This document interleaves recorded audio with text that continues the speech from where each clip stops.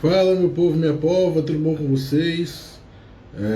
Hoje nós vamos ter aquela nossa live é, com a psicóloga Raquel Alboino. Ela vai falar com a gente sobre psicologia e mercado de trabalho. Já tô...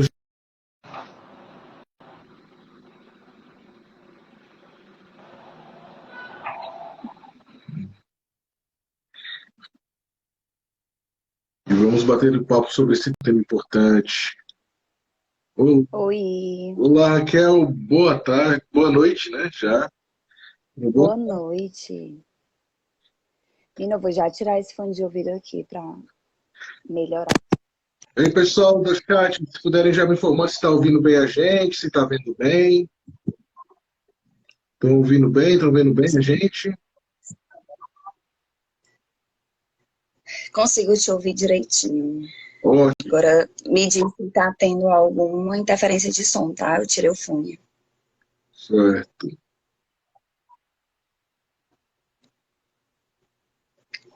E aí, tudo bom? Muito ótimo. Bom, Tudo pessoal, bom, vamos povo? começar aqui a nossa live sobre psicologia e mercado de trabalho, que a gente está trazendo hoje a psicóloga Raquel Bueno. Ela vai conversar com a gente sobre esses temas relacionados ao mercado de trabalho, sobre seleção, sobre doenças psicológicas relacionadas ao trabalho, tudo aquilo que vocês tiverem de dúvidas e quiserem trazer para a gente, podem ir deixando aí no nosso chat. Por qualquer dúvida que vocês tiverem, que a gente no final, até o final da live a gente vai respondendo. A gente vai aqui. A nossa proposta hoje é bater um papo sobre esse tema aqui no nosso Instagram, aqui juntamente com a doutora Raquel. Certo? E aí, doutora, o que você tem para apresentar para a gente? O que você acha interessante para a gente já começar? Pensando já um pouquinho, até já uma sugestão para a gente ir começando, vamos falar um pouquinho sobre recrutamento, né, sobre seleção de pessoas.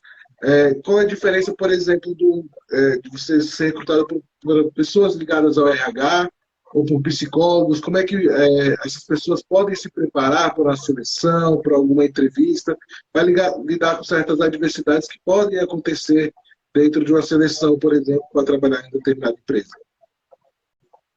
Certo, então, peraí, gente, calma. Gente, primeiro é o seguinte, boa noite para todo mundo que está aí, tá? Me chamo Raquel, sou psicóloga, tanto clínica quanto organizacional. Eu tive aí uma experiência grande dentro do âmbito das organizações, certo? E aí, como o Nicolas falou, a gente vai vir falar um pouquinho aí sobre processos psicológicos dentro do universo organizacional, né? E esse universo organizacional também vai envolver um pouco dos aspectos clínicos e de coisas que chegam na clínica com relação à saúde, doença e relação com o trabalho, né? Então, a ideia aqui é trazer os dois pontos, beleza? E aí, com base nessa pergunta que o Nicolas acabou de fazer, o que é que tem, né, dentro, qual a diferença, na verdade, né, Nicolas, que tu perguntou, sobre processo seletivo realizado por psicólogos e não psicólogos.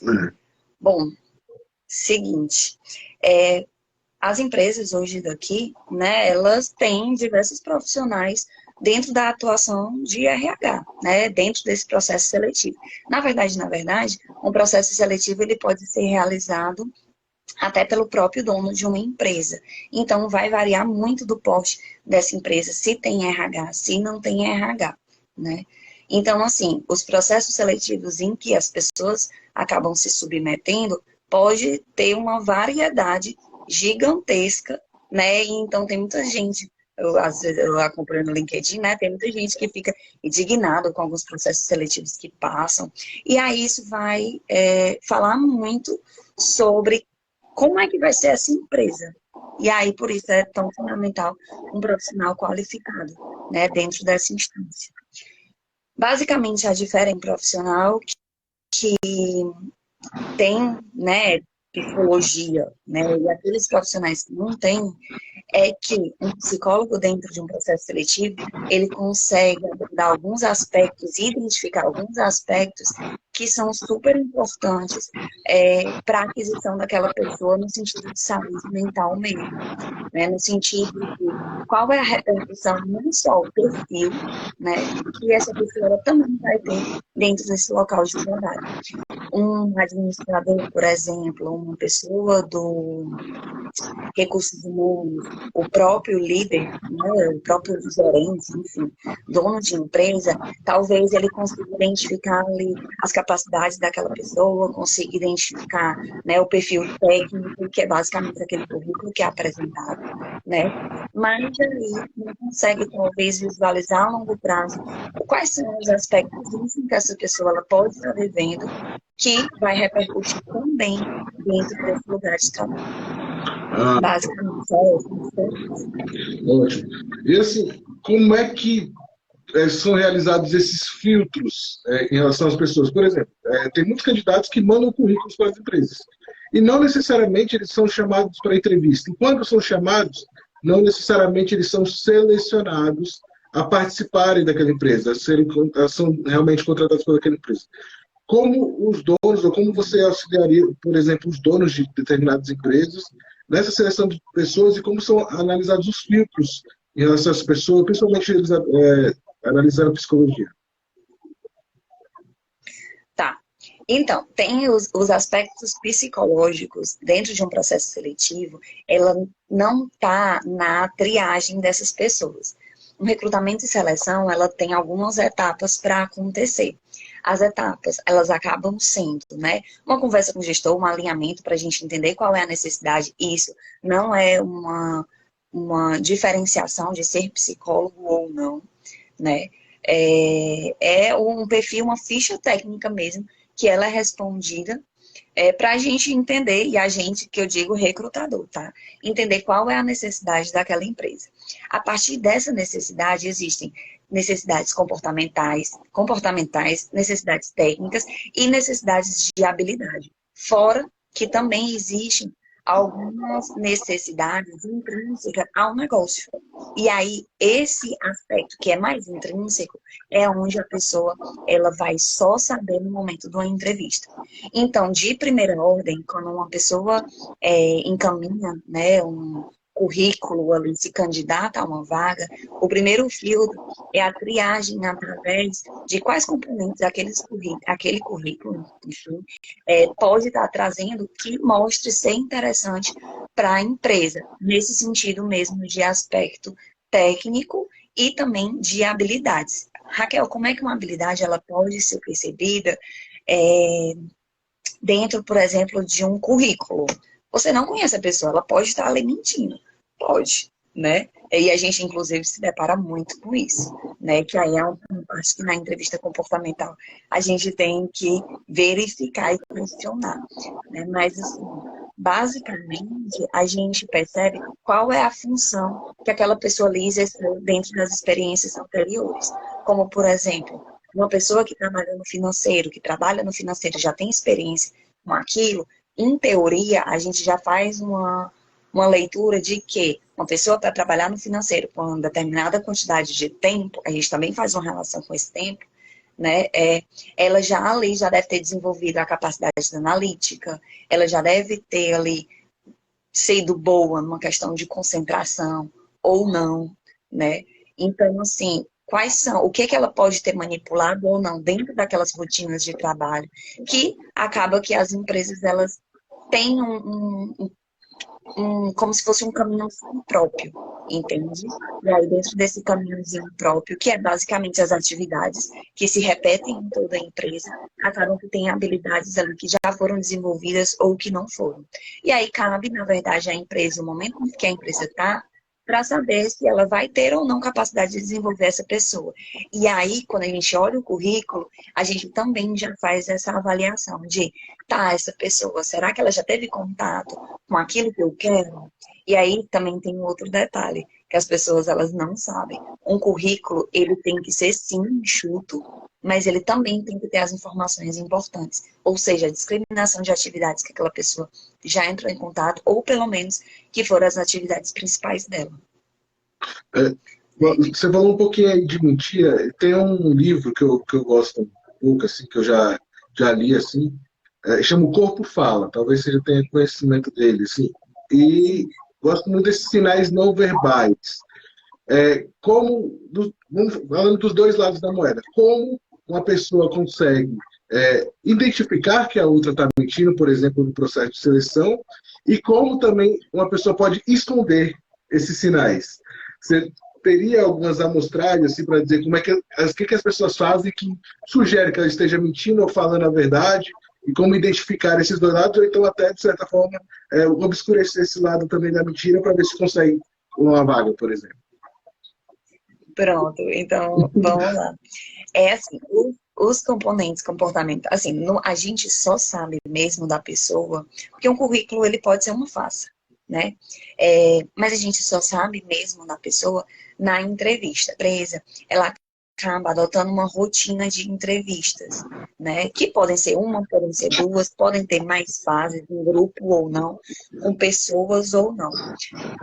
Mas basicamente, um psicólogo, né, quando ele observa, ou então uma pessoa do RH, né, convencional mesmo, observam a segurança que a pessoa tem ao falar, né? Existem várias perguntas que são referentes à rotina de trabalho, e aí uma rotina de trabalho, né? Eu acho que só quem vivencia sabe falar. E aí a gente avalia aspectos de segurança, a gente avalia aspectos de solução de problemas, solução de conflitos, né?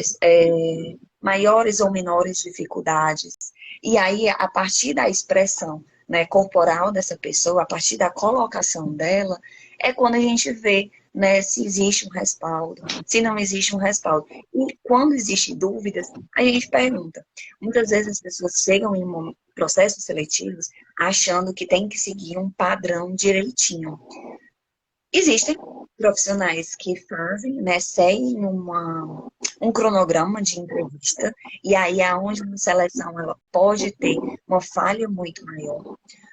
Como também aí é o aspecto psicológico intrínseco dentro desse momento. A gente tenta quebrar essa pessoa para que ela se sinta o mais à vontade possível. Quanto mais ela se sente à vontade dentro de um processo, dentro de um momento desse de conversa, de bate-papo, é quando basicamente a gente consegue ver quais são os comportamentos inatos dela, né? Quais são as verdades ou mentiras que podem estar surgindo dali. E aí, às vezes, tem muito candidato que chega assim, será que tem um jeito certo, uma forma certa de me comportar, aquilo que você fala? Eu vou te dizer uma coisa, os sucessos do recrutamento e seleção, tanto para o candidato quanto também para o recrutador, tá justamente na pessoa conseguir se mostrar da forma que ela é. Quanto mais ela se mostrar da forma que ela é, melhor, né, para o processo seletivo, porque afinal de contas, dentro de uma rotina de trabalho, a pessoa não vai conseguir ter máscaras. Claro que existem, né, alguns toques, dicas comportamentais que a gente pode colocar para essas pessoas, como, por exemplo, postura, fala, segurança, entonação, pensar, respirar antes de falar, do que propriamente uma forma em si, um rótulozinho, entendeu? Entendi. Te respondi a tua pergunta. Então, meu povo, não adianta mentir, que com o tempo a verdade vai aparecer. E se a verdade não virar uma justa causa, tudo bem. Mas se gerar justa causa, você chama a gente, que a gente resolve aquele escritório, tá bom? Então, Não, mas é verdade, Nicolas, essa questão às vezes, uma pessoa se mostrar diferente. Às vezes você olha um currículo e você não entende por que a pessoa, ela passou pouco tempo dentro de uma empresa. E aí isso também gera muita dúvida. E aí, às vezes, a pessoa ela fica com aquela coisa de vou mostrar minha carteira. Não vou colocar isso aqui no currículo porque passei pouco tempo. Mas, na verdade, o pouco tempo que uma pessoa passa dentro da empresa não significa que o culpado seja a pessoa. Pode ser que a culpa seja dentro do recrutamento e seleção, que triou uma pessoa, avaliou uma pessoa que, na verdade, ela não estava dentro do perfil que aquela empresa estava buscando naquele momento. Né? Então, tem muito isso. E aí, quando acontece o erro dentro do recrutamento e seleção, quando o recrutador ele não consegue identificar naquela pessoa, né, os aspectos que podem favorecer ou não os comportamentos, na verdade, né? Que podem favorecer ou não o bem-estar dela dentro do ambiente de trabalho. E esse bem-estar está nas relações, está dentro da execução de atividades, está dentro, né, da capacidade de solução de conflitos, de lidar com próprios conflitos dentro do ambiente de trabalho. Que aí é o que vai evitar, por exemplo, muito desgaste mental e em relação com a saúde mental mesmo, dentro do colaborador dentro da empresa. E aí evitando, por exemplo, processos futuramente. Historicamente, eu acredito que o perfil das pessoas, né, que têm participado, assim, que estão como empregados nas empresas, tem se alterando, pelo menos o que eu observo. Antigamente, as pessoas tinham aquele desejo de entrar na indústria, entrar numa empresa, entrar no comércio, que seja, e trabalhar até o resto da vida dela, até se aposentar naquela determinada empresa. Hoje, tem muitos jovens que já têm uma necessidade diferenciada, que preferem viver, de certa forma, experiências. Buscam viver, muitas vezes, pouco tempo em determinadas empresas para ganhar uma certa experiência, entender os setores, para tentar, muitas vezes, se encaixar nesse mundo, né? Como você vê essa alteração? Você acha... Você consegue analisar, dependendo da pessoa, se realmente ela está buscando experiência, se ela realmente está buscando um prazo dentro de uma seleção? É porque, na verdade, essa rotatividade que a gente fala sobre esse movimento da geração, isso tem muito a ver com a própria geração, né? Então, o mercado, quando ele é consolidado, muitas vezes as empresas elas não visualizam essa modificação social, né? E não acompanham essa modificação na relação do trabalho. E é isso que faz com que aparente hoje que os jovens eles entram e saem dentro de empresas, porque na verdade, eles são o novo que está chegando. E existe uma falta de adaptação, né, do mercado com relação ao novo ser, né, a modificação e a transformação dentro dessa sociedade. E aí existem muitos conflitos, né, não só para os interesses da empresa, quanto também, né, nas próprias relações de trabalho, que aí é onde as pessoas, né, com a mente, né, do passado dizem, mas você tem que perseverar, você tem que continuar aqui. Sim, tem conflitos, e talvez as pessoas hoje, elas têm uma dificuldade maior de vivenciar o conflito, né? Mas tem muito também de se adequar ao que já existe hoje, né? E como é que é essa forma? Se essa forma, ela também é de negócio ou não. Se é, por exemplo, uma inovação que a empresa ela quer, mas ela não está dando abertura. E aí está fazendo uma contratação, por exemplo, daquilo que ela vislumbra, mas ela ainda não é, entendeu? Então, os dois precisam ter um acompanhamento. Quando você considera que uma seleção ela é falha, que ela falhou, que ela não deu certo, no seu modo de ver? Eu acho que no modo de ver de qualquer recrutador é quando a gente não consegue alinhar as expectativas da empresa com a expectativa do candidato. Vamos supor, uma empresa que ela hoje, vamos falar por Fortaleza, tá?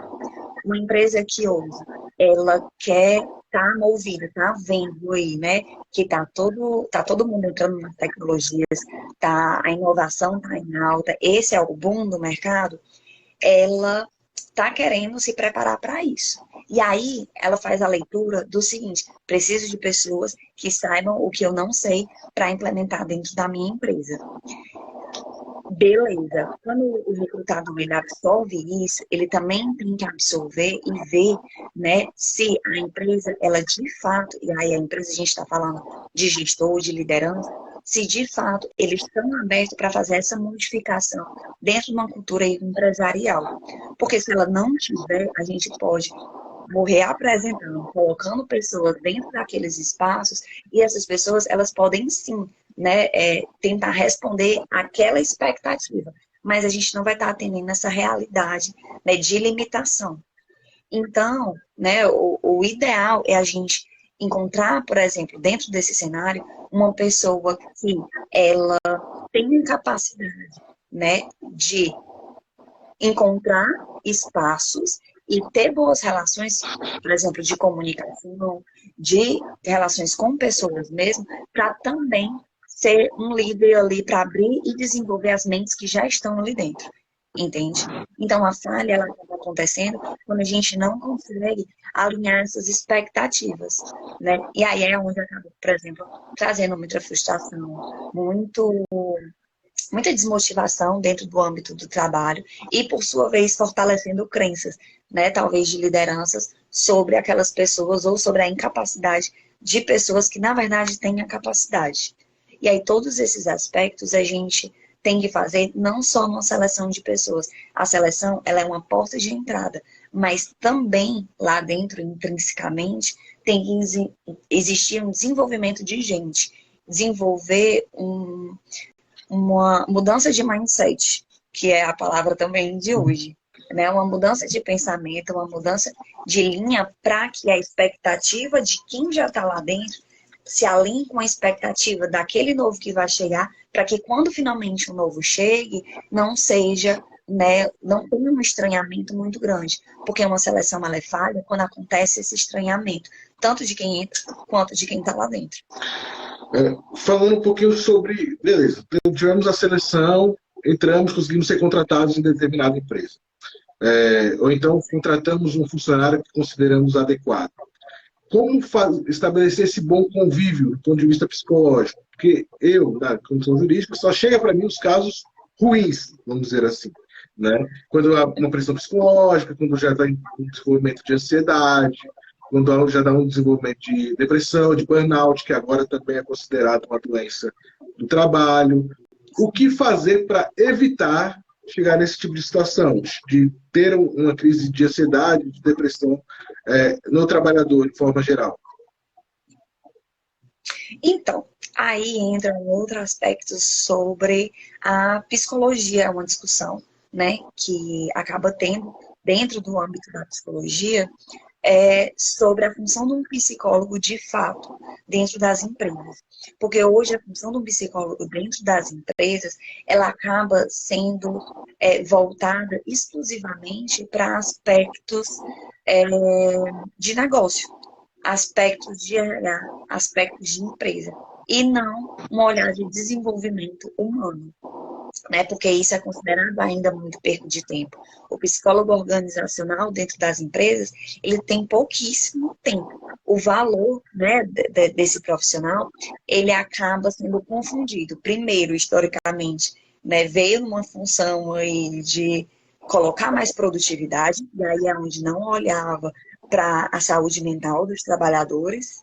Depois veio uma colocação muito assistencialista, de escuta, de saber o que é que faz e de apagar fogo mesmo. E aí, esse apagar fogo, você tem que entender que o psicólogo dentro dessa empresa, ele também é um funcionário, então ele também tinha, né, ali os seus receios, medos, com relação a o que que pode, o que que não pode, até onde é o limite da minha atuação.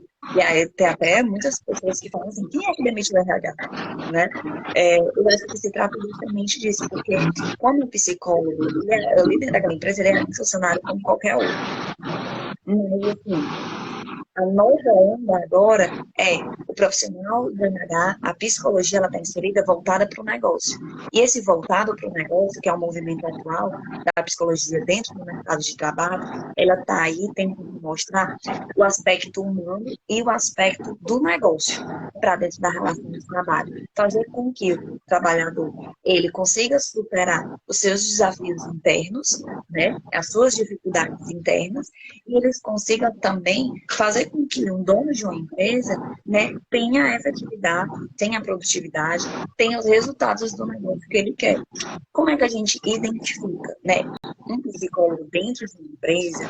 O papel dele ainda é um desenvolvimento de pessoas de uma maneira muito feminina.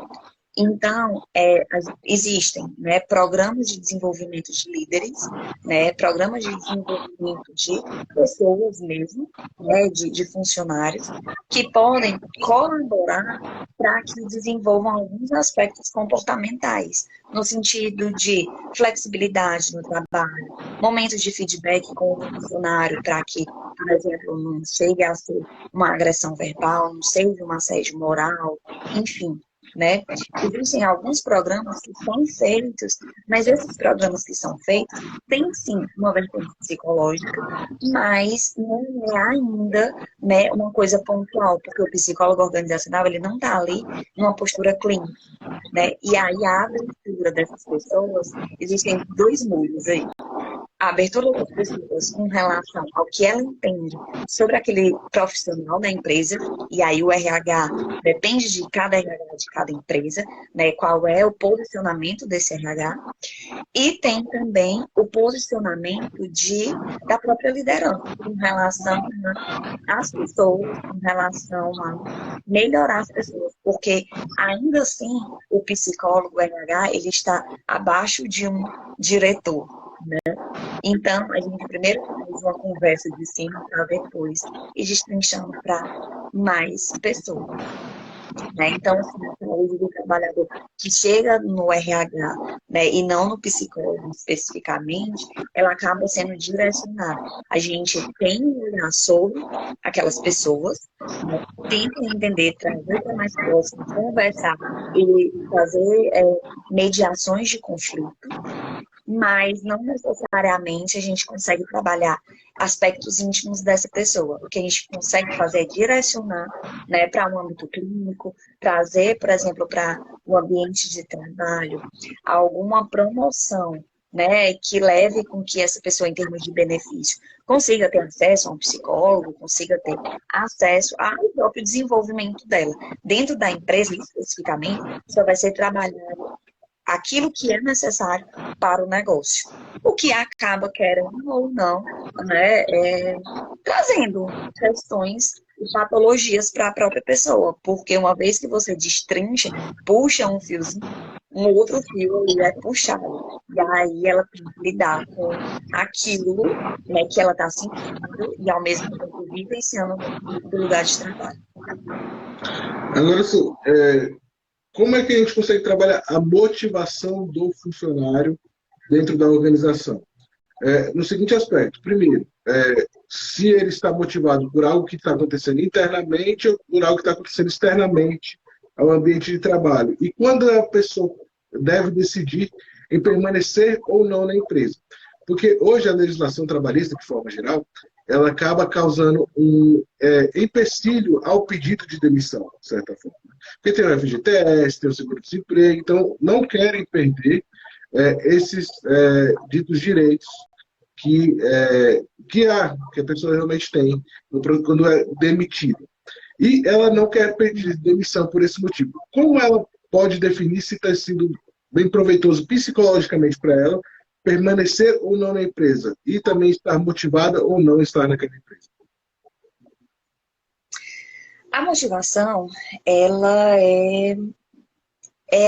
existe aspectos íntimos, né, relacionados à motivação. A motivação voltada para o âmbito do trabalho, ela tem a ver com muitos aspectos, como, por exemplo, o clima organizacional, né, quem são essas pessoas de trabalho, senso de time, se esse lugar, né, e aí esse lugar envolve função, quanto também local, às vezes até local físico mesmo, de questão de deslocamento, o que essa pessoa passa até chegar ao trabalho, enfim. Existem muitos aspectos ali que podem estar relacionados a essa motivação.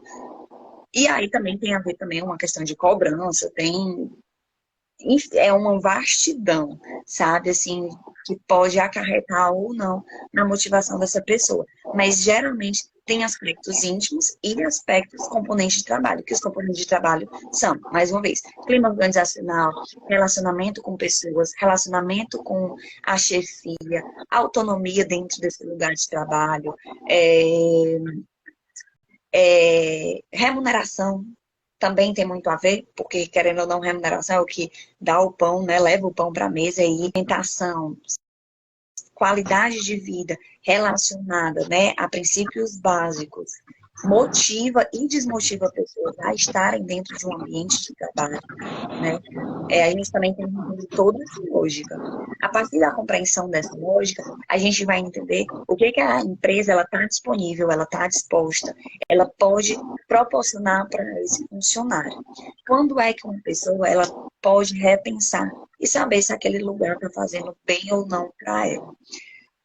Na verdade, intimamente, as pessoas, elas acabam sabendo, né, quais são os pontos que são mais desafiantes e quais são os pontos em que elas têm também mais dificuldade, ou tem um olhar, ou então não está se sentindo bem mesmo. O mal-estar dentro do trabalho acontece quando ela tenta negar aquilo que está acontecendo. E a partir do momento que ela tenta negar, a gente tem que olhar o que está acontecendo com todo esse circuito de negação. Ela está negando aquilo porque são crenças dela de não se achar capaz para melhorar, são crenças dela com relação a não olhar e não querer participar de conflitos dentro do ambiente de trabalho. Tem a ver com a questão de autoimagem, tem a ver com progressão, tem a ver com eu preciso desse trabalho para me manter. Então, são muitos aspectos que intimamente essa pessoa ela pode estar passando, que pode ter ou não a ver com a ambiência desse trabalho, né? Mas dita muito da relação que ela tem com esse trabalho. Quando é que essa pessoa, mais uma vez, ela pode medir ou não, né, essa motivação de estar dentro desse lugar? Quando, de fato, todos os aspectos que aquele trabalho, na realidade, ele proporciona, se são bons ou ruins para ela.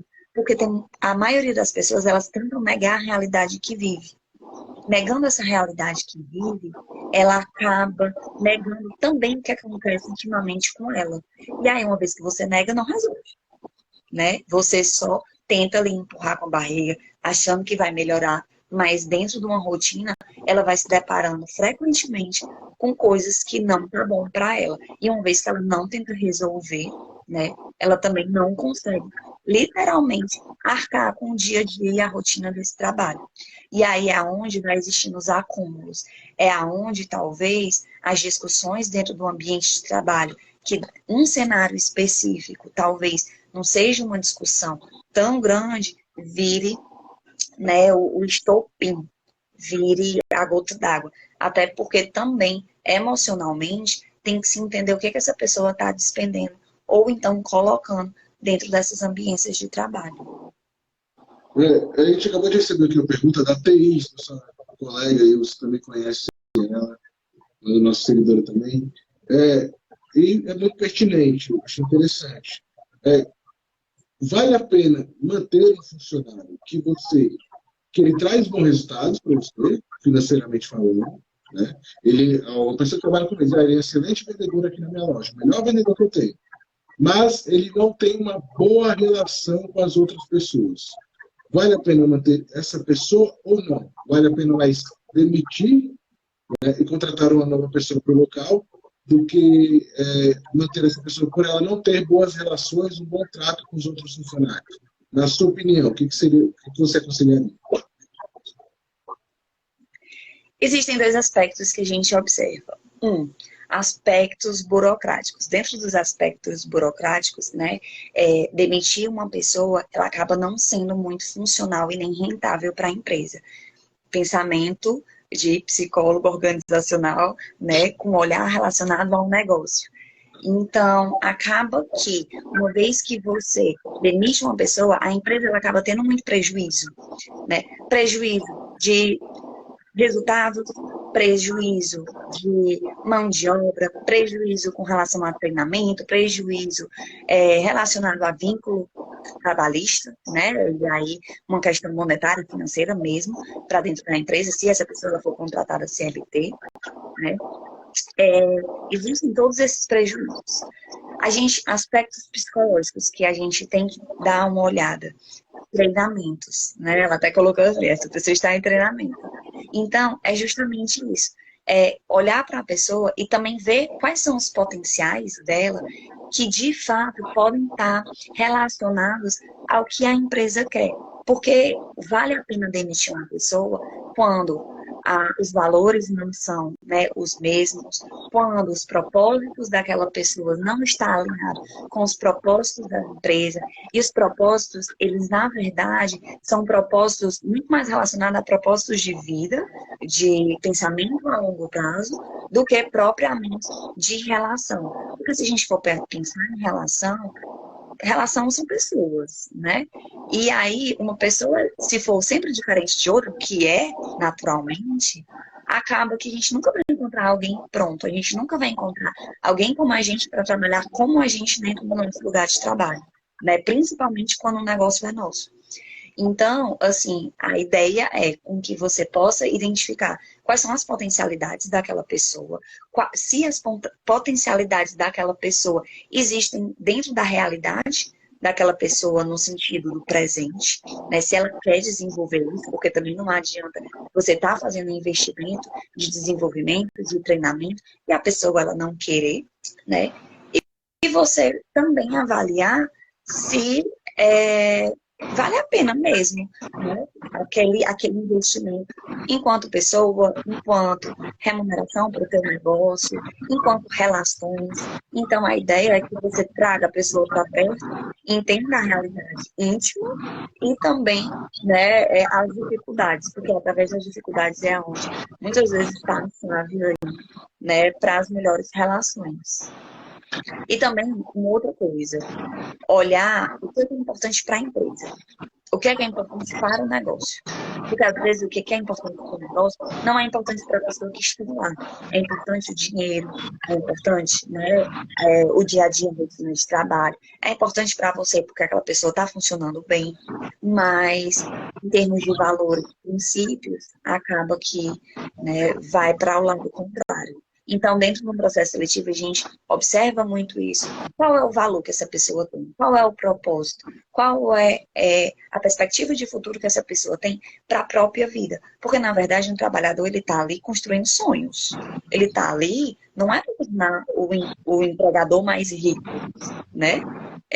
Tem pessoas que, sim, que adotam o propósito da empresa, trabalham, vestem a camisa, com tudo, e o dono da empresa chega e diz assim, olha, pega, fica aqui que a empresa é tua, dá até a chave, né?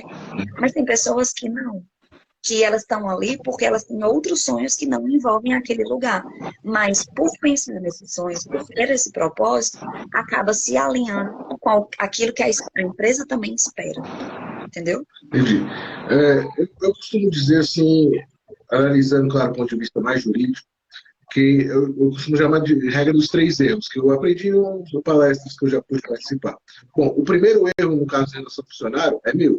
Se o funcionário errou, o erro é meu como empresa, até porque eu sou responsável por ele. O segundo erro também pode ser meu.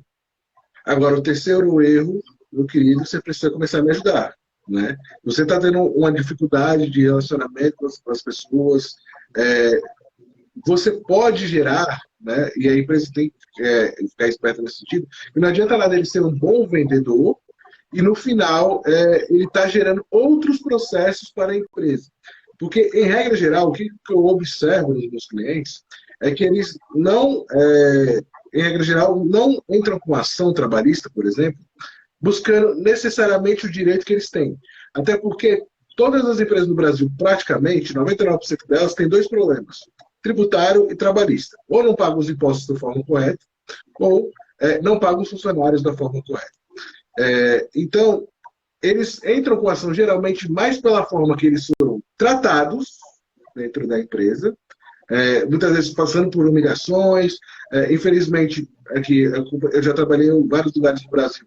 Então, eu vejo aqui no Ceará que é muito tratado dessa forma lá, não. Eu sou o chefe, você é o subalterno, você é o meu funcionário, então você obedece e pronto. Então, as pessoas que acabam no Ceará, por histórias de vida, por toda a seca do sertão, conseguirem progredir, chegar no nível mais alto socialmente, acabam humilhando o outro para dizer assim, não, agora eu posso humilhar, porque eu já fui muito humilhado, então eu vou te humilhar. Infelizmente, acontece muito isso ainda no nosso país, principalmente no nosso estado, claro que é onde a gente convive um pouco mais. E eu acabo percebendo isso, que é a forma que você é tratado na empresa, que você trata os funcionários, que vai refletir se você vai ter uma determinada ação trabalhista ou não.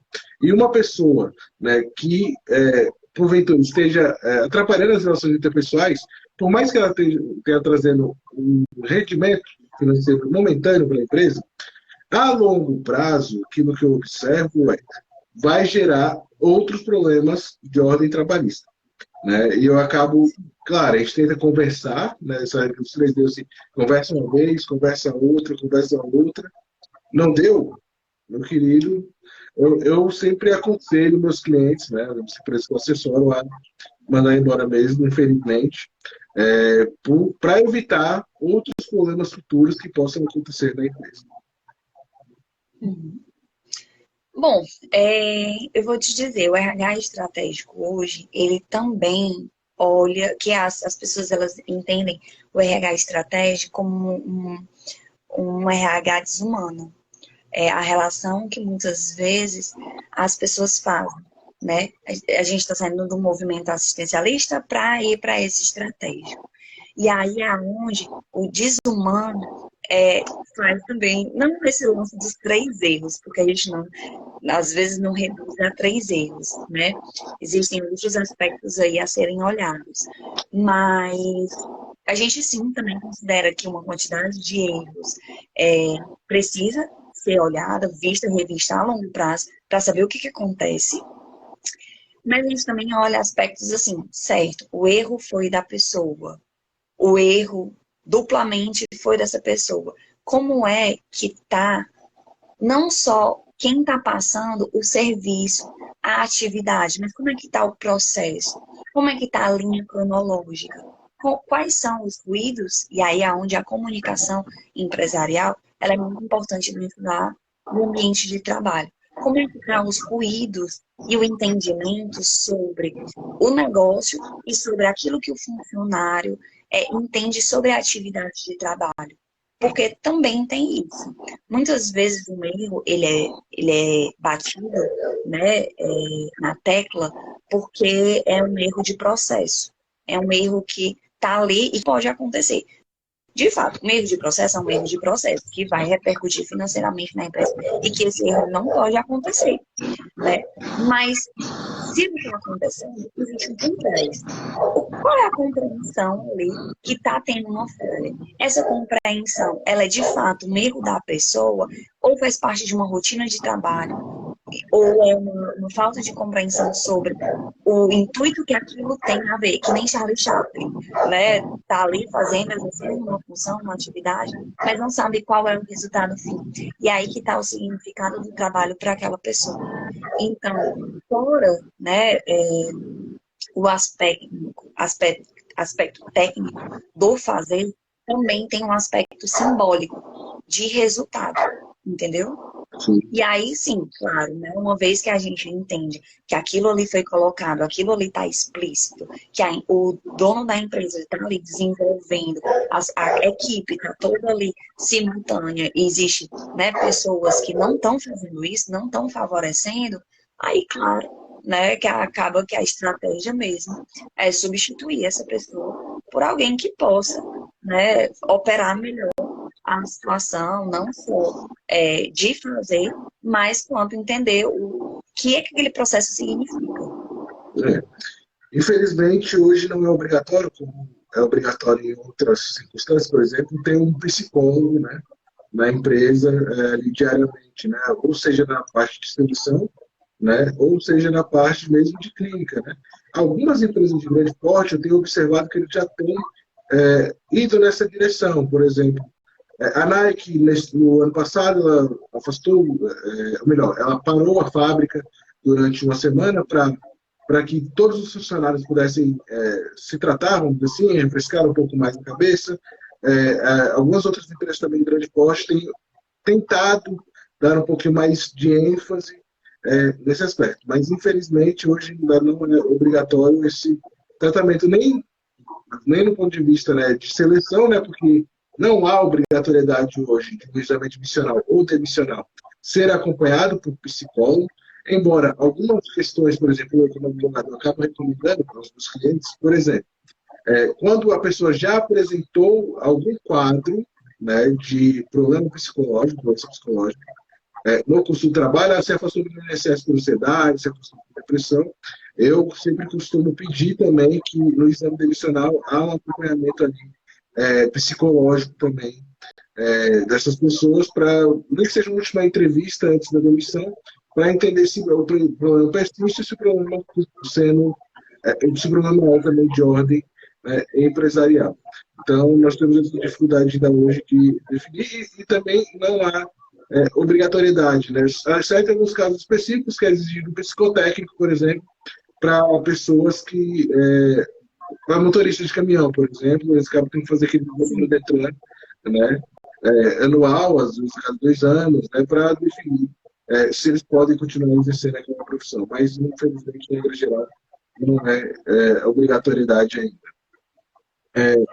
O psicólogo dentro da empresa, hoje, né, assim, a nível Fortaleza, Ceará, outras regiões, acaba sendo muito voltado simplesmente para o recrutamento e seleção, né? Existem alguns aspectos, né, psicológicos que testes, né, comportamentais, testes psicológicos dentro de um processo seletivo, eles acontecem. E aí quem só pode fazer a manipulação desses testes são psicólogos. Então acaba que, como é restrito ao psicólogo a posse e acesso, né, da testagem psicológica, as empresas elas optam em colocar um funcionário psicólogo dentro desses locais. Mas a verdade mesmo é que a função de psicologia se restringe a esse espaço, né? A unicamente uma testagem psicológica frente ali, como se fosse uma laudagem, que traga mais veracidade, ou então consiga pressupor um pouco mais sobre aquela pessoa dentro do ambiente de trabalho, né? E aí isso é muito mais aspectos comportamentais do que aspectos íntimos. Por mais que o psicólogo ele tenha ali dentro da testagem, né, as nuances mesmo, né, comportamental, íntima, relacional daquela pessoa que ele já sabe, enquanto prévia, o que pode trabalhar dentro, né, se essa pessoa for entrar ou não dentro de uma empresa. Mas o psicólogo hoje é muito mais nessa vertente. Os incentivos que as empresas grandes, que eu pelo menos vejo que as empresas grandes elas têm dado em termos de psicologia clínica, suporte psicológico para funcionários, estão a partir de convênios, né, com psicólogos para ou estar dentro da empresa e aí ser uma psicologia clínica dentro desses locais, mesmo que seja uma vez por semana, ou então um cartão como se fosse um cartão benefício, né, de um valor dentro de um benefício que faz com que essa pessoa ela tenha acesso a sessões, pelo menos parte paga, como se fosse uma escola, né, que a empresa dá, sei lá, 50%, né, do valor, e aí isso é revestido também para os aspectos psicológicos. Mas psicologia clínica com relação à saúde mental dentro do trabalho, não tem. O que tem é ações específicas, semana, mês, que aí aqueles profissionais, eles podem trabalhar, podem trazer o discurso, e querendo ou não, acabam surgindo, né, um retorno dessas pessoas que se sentem fragilizadas dentro do ambiente de trabalho, para falar sobre esses aspectos. E é onde a gente vai olhar mais de perto o que em termos de trabalho, a gente pode favorecer. Exemplo, numa indústria que eu trabalhei, né, tinha uma pessoa, eu fui até, inclusive, fazer uma palestra sobre Setembro Amarelo, e aí, trazendo apenas o conhecimento, a informação, aquelas pessoas foram se identificando e foram, né, se colocando dentro desses espaços. Eu tenho isso mesmo. Né? E aí, certa vez, me chamaram para essa questão de, olha, fulano de tal não está bem, essa pessoa, ela, dentro do ambiente de trabalho, está se mostrando muitas vezes, não está sendo rentável, pode até estar envolvido com algum acidente de trabalho, que para a empresa acaba sendo um prejuízo e algo que ela tem que olhar juridicamente falando, né? E aí, o que se faz? Um psicólogo organizacional, a gente pode entender a realidade e fazer encaminhamento. A gente pode conversar, fazer uma um atendimento como se fosse um plantão psicológico, mas a configuração de um plantão psicológico ainda não é psicoterapia. Tem muito mais uma função de acalmar os ânimos, de lidar com urgências e emergências, do que propriamente trabalhar os aspectos íntimos daquela pessoa. Que dentro de uma rotina de um psicólogo dentro de empresa, ele não consegue espaço para isso. E aí a gente consegue alertas e o acompanhamento ele passa a ser muito mais de, tá, a gente tem esse funcionário aqui. Esse funcionário, ele é um funcionário problema? Ele é um funcionário problema.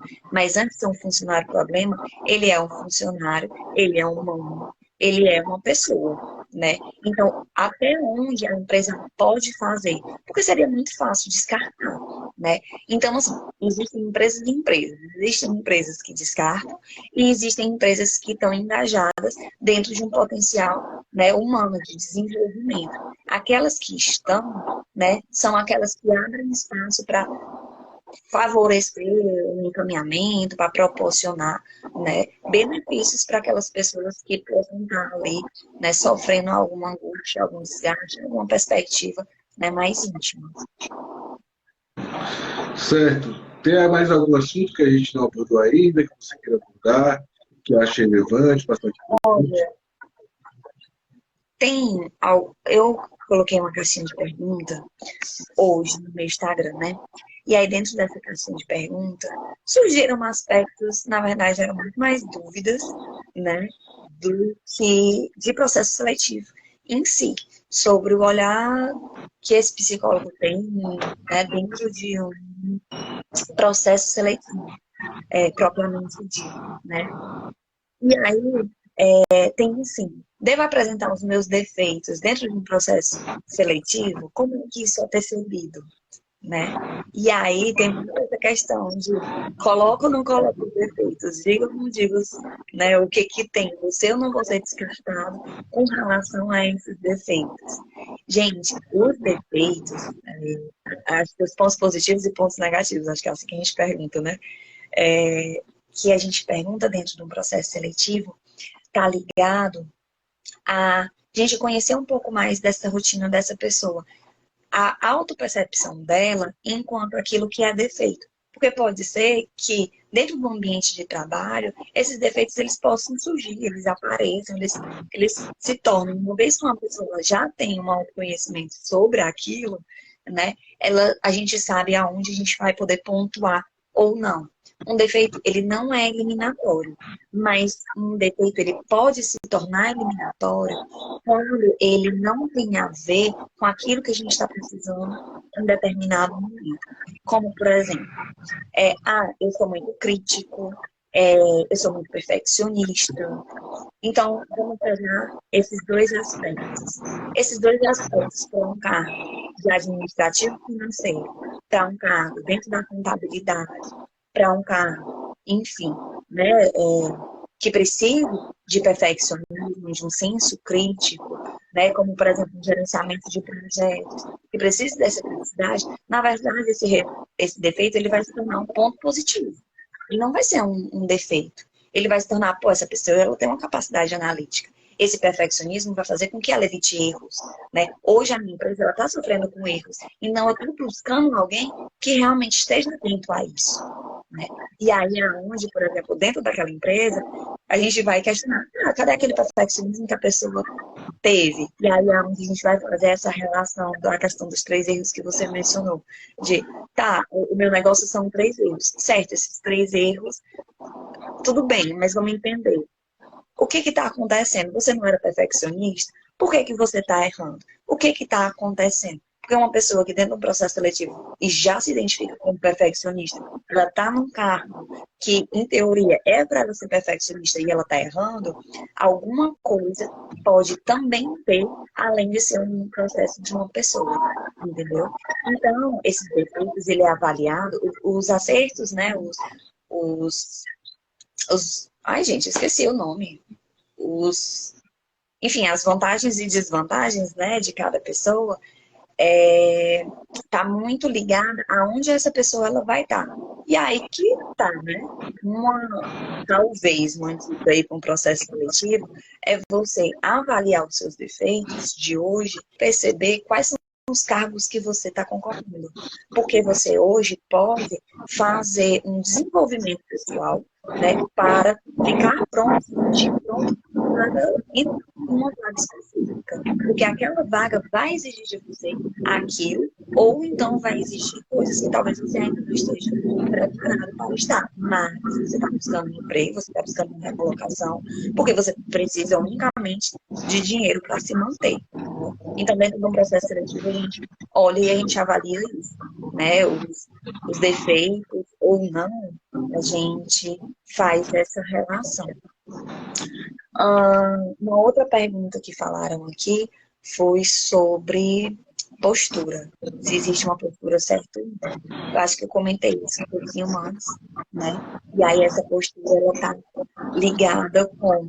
Você não pode ser sem noção, né? O sem noção dentro de um processo seletivo, ele envolve basicamente, esperar o tempo de fila do outro, né, o processo de comunicação básica, envolve a questão mesmo de vestimenta, se você vai para um processo seletivo, seja em âmbito virtual, seja em âmbito, né, presencial, você precisa, né, trazer ali um pouco de clareza de quem é você, né, como é o seu estilo.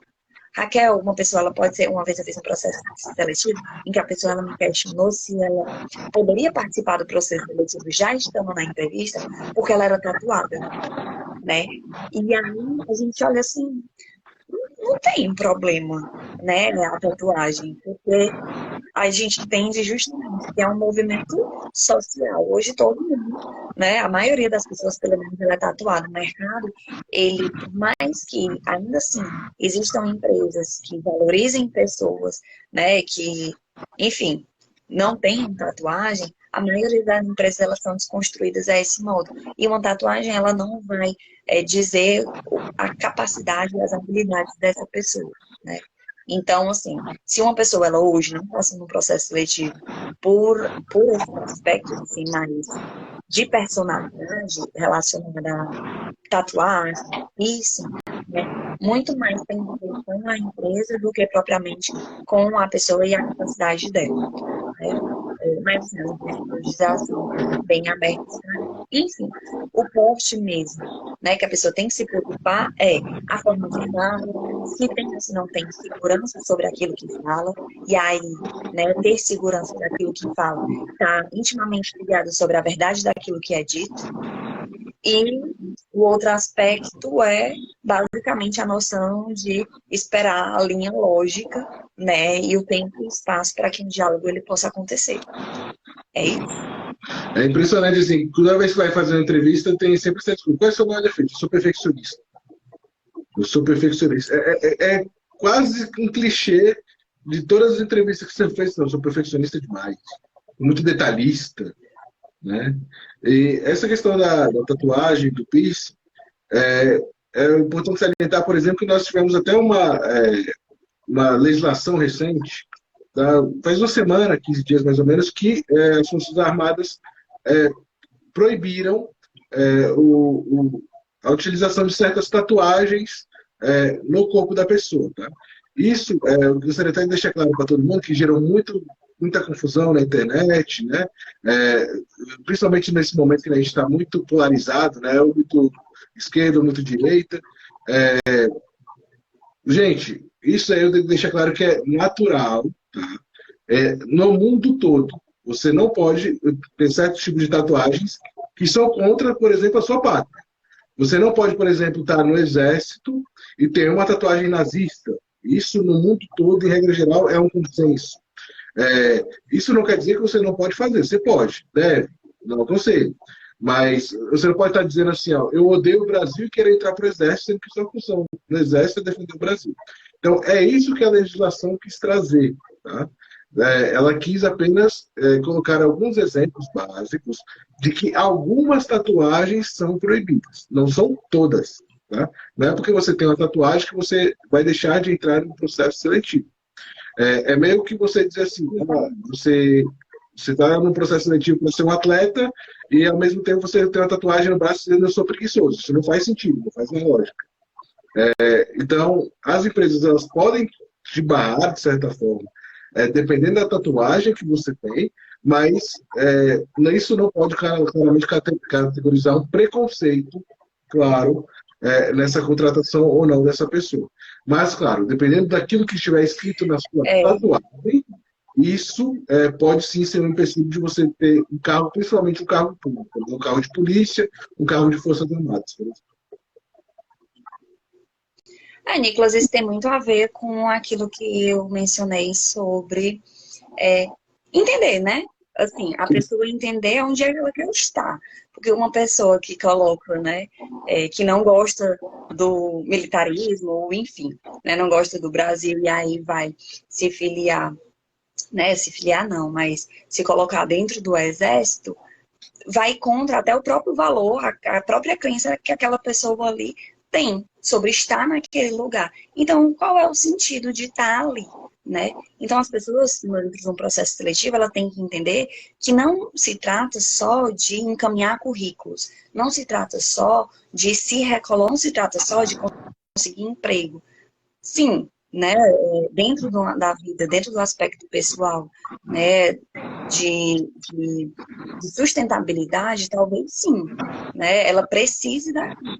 Mas em termos de saúde mental, é isso que vai falar ou não se ela vai estar bem dentro desses pontos, dentro desse lugar, né? Qual é o sentido dela estar em um canto que ela acredita ou ela desacredita, né? Em termos de se sentir bem mesmo. Né? E aí a tatuagem, essa questão da tatuagem, ela está dentro desses dois espaços. Existem empresas que elas querem, em termos de valor, né, em termos de princípio, em termos de construção cultural, né, não ter pessoas tatuadas ou não ter pessoas com tatuagem à mostra. Você, enquanto pessoa, você está precisando de um emprego, mas você vai se sentir bem trabalhando dentro de um espaço que para você aquilo ali não tem tanto fundamento, talvez você aguente por determinado tempo, mas talvez não, né? E talvez chegue muito mais num aspecto psicológico do que principalmente do que no aspecto financeiro, por exemplo. Eu entendo. Eu chamo atenção para esse lado jurídico, que é mais minha área, não é psicologia, porque realmente, segundo a lei, você não pode discriminar ninguém. Mas a gente sabe que há, sim, essa discriminação, uma pré-seleção, né? Então, não se pode deixar aparente essa discriminação. Infelizmente, nós vivemos nessa hipocrisia. Então, Sim. Não se deve deixar aparente essa discriminação. Não pode colocar, por exemplo, na oferta de emprego que não se deve ter tatuagem. Mas, segundo a lei, pode colocar que não se deve ter determinados tipos de tatuagem. Isso que eu quis dizer. Certo? Sim. Então, algo mais que queira acrescentar? Estamos aqui conversando aqui há uma hora. Você disse que tinha medo de falar, achava que não ia dar muito tempo, não sei o que. Comecei, pelo amor de Deus, que isso. Não, por mim tá tudo tranquilo, né? Assim, se tiver dúvidas aí do pessoal, a gente responde. Não, acredito que as dúvidas que eu tinha aqui eu já respondi aqui, eu já te perguntei. Então, Raquel, muito obrigado aqui por esse momento que a gente teve a oportunidade aqui de bater um papo, né, de falar aqui com todos os nossos seguidores, né? Como é que as pessoas podem te achar se quiser um atendimento com você, se quiser alguma assessoria para a empresa? Como é que elas podem te encontrar para ser atendida por você? Gente, seguinte, eu tenho um Instagram que é Raquel Albuino, Raquel com CH, tá? Raquel Albuino PC, que é esse aqui que eu tô falando, e também tem o meu LinkedIn, que é Raquel Albuino, né? A pessoa que quiser tirar dúvida, falar comigo, tanto atendimento psicológico quanto desenvolvimento de pessoas, né, de líderes ou, enfim, a assessoria, é só me procurar por um desses dois lugares, né? Mandar um oi no bate-papo que já funciona. Ótimo. Então, aí você atende online e presencial, né, no momento? Isso. Hoje eu estou trabalhando na clínica, presencial e online. Na semana é online, né? E no final de semana é presencial. E aí, final de semana se reduz a sábado, tá? Então, Então, ótimo, Raquel, mais uma vez, muito obrigado. Agradeço Obrigada pelo pela convite. participação, agradeço também a todos aqui que puderam participar conosco, tá? E fica aqui meu convite para quem sabe nós temos aí a oportunidade de conversar outras vezes, tá? E para outras pessoas também que queiram conversar aqui com a gente, tem algum tema relacionado ao ambiente de trabalho, a gente pode conversar aqui para termos outros bate-papos, tá bom? Então, Raquel, muito obrigado e até a próxima, pessoal, viu? Tchau, tchau, gente. Tchau.